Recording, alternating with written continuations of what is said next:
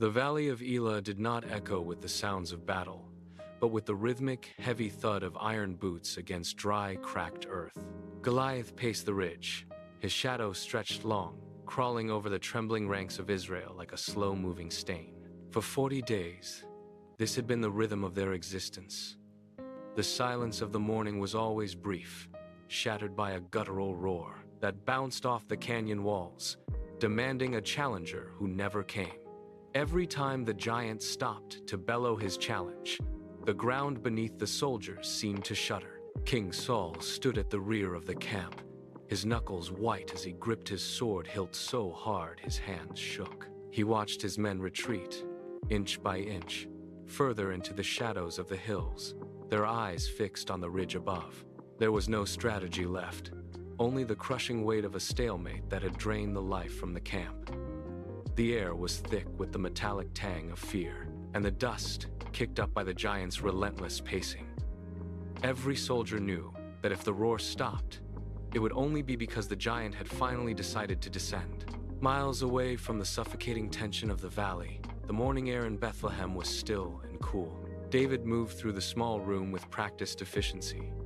He folded a heavy, rough fabric and placed it into a satchel. He added handfuls of parched grain and fresh loaves of bread, the scent of the hearth lingering in the quiet space. His father, Jesse, stepped forward, his movements slow but deliberate. He pressed a firm hand onto David's shoulder, holding him there for a heartbeat. "Find your brothers," Jesse commanded, his voice steady. "Bring word of their welfare." David nodded, pulled the satchel strap across his chest, and stepped out into the first light of dawn. The village was waking, but he did not linger. He gripped his staff and began the long walk toward the front lines. The rhythmic click of the wood against the stones was the only sound in the early morning. With every step, he moved further from the safety of the fields and closer to the unknown. The encampment did not feel like a place of war, but a place of waiting for the end. As David pushed through the outer perimeter, the air grew heavy with the metallic tang of sweat and unwashed fear. Men stood in tight, silent clusters, their eyes darting toward the ridge. Suddenly, the camp fell into a suffocating hush. The ground vibrated.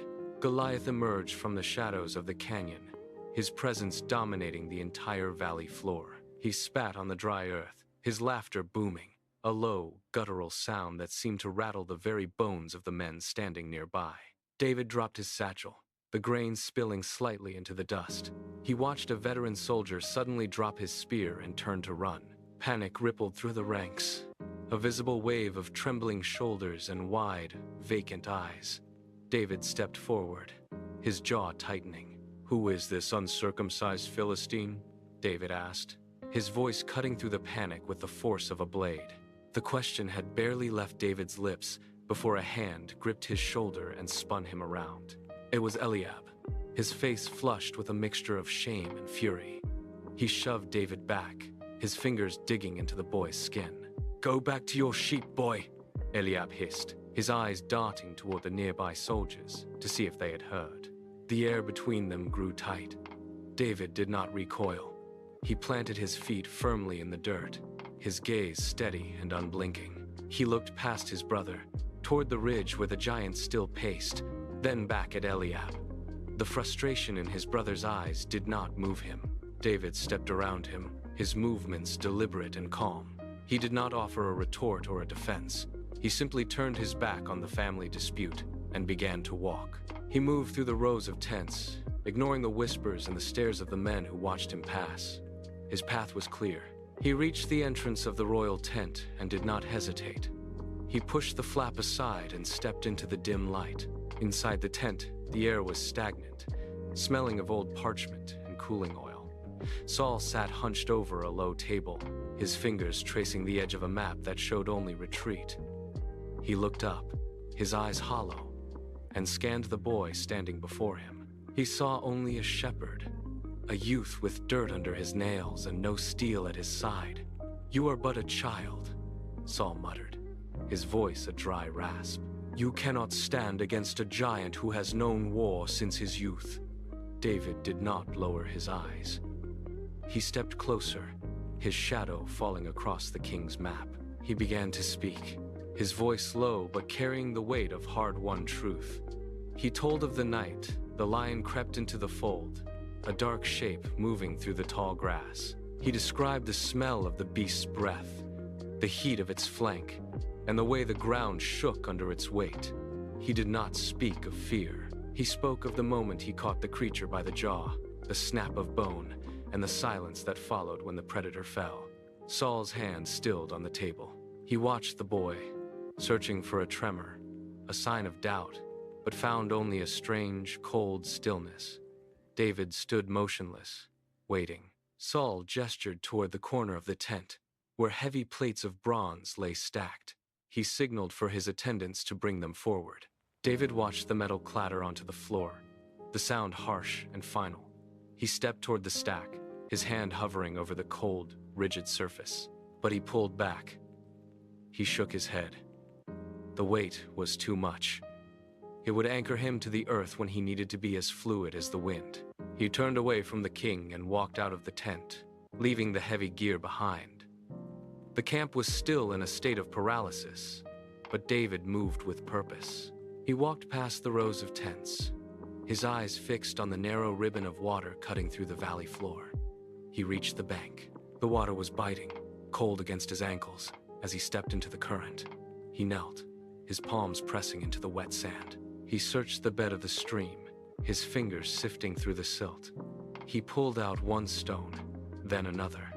He tested their weight, feeling the smooth, rounded surfaces.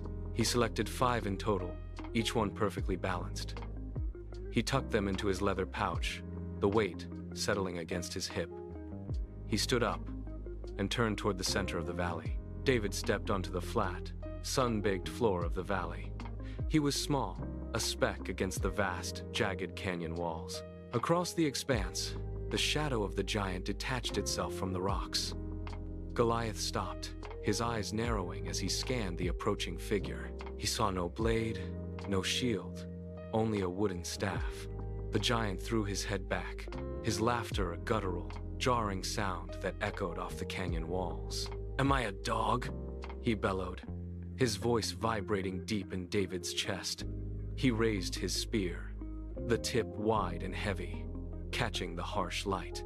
The metal hummed with the threat of violence. Goliath did not wait for a response. He surged forward, a mountain of iron and muscle moving with terrifying, unnatural speed. The ground beneath David's feet began to pulse, a rhythmic thudding that grew louder with every stride. The air turned heavy, charged with the scent of dust and impending force. David did not flinch. He planted his feet, the dry earth crunching under his weight.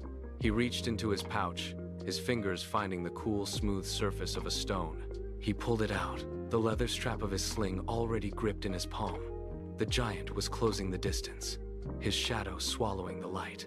David drew a single sharp breath and began to run. David leaned into his stride, his arm whipping in a wide, controlled arc.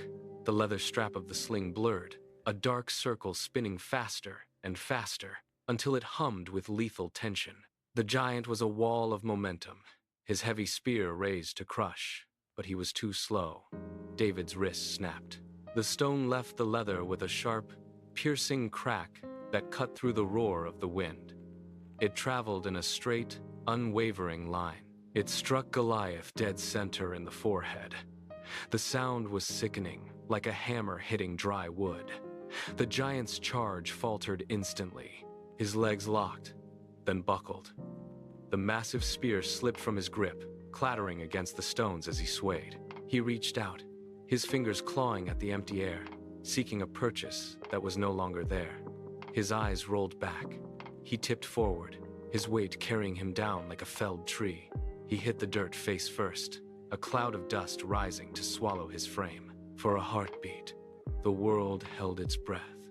The only sound was the settling of dust and the faint, rhythmic rasp of David's own breathing. Then, the silence shattered.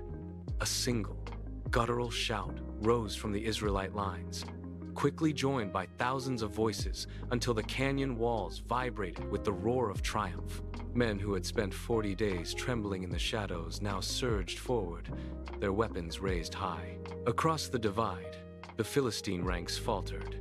They stared at the fallen mountain of iron, their formation dissolving into a frantic, disorganized mass. Fear, sharp and sudden, replaced their arrogance. They turned and fled, boots pounding against the dry earth as they scrambled toward the distant horizon, abandoning their camp and their pride. David did not move to pursue. He stood over the silent champion, his feet planted firmly in the dirt. He watched the tide of the battle turn, the enemy retreating into the haze of the morning. The sun crested the jagged peaks of the canyon, casting a long golden light over the valley floor. It illuminated the path ahead, clear and unobstructed. The fear that had choked the air for weeks evaporated, replaced by the cool, steady breeze of a new day. David lowered his sling, his hands steady, his gaze fixed on the horizon. The valley of Elah was no longer a place of terror. It was a place reclaimed, silent once more, but this time, the silence was the sound of peace.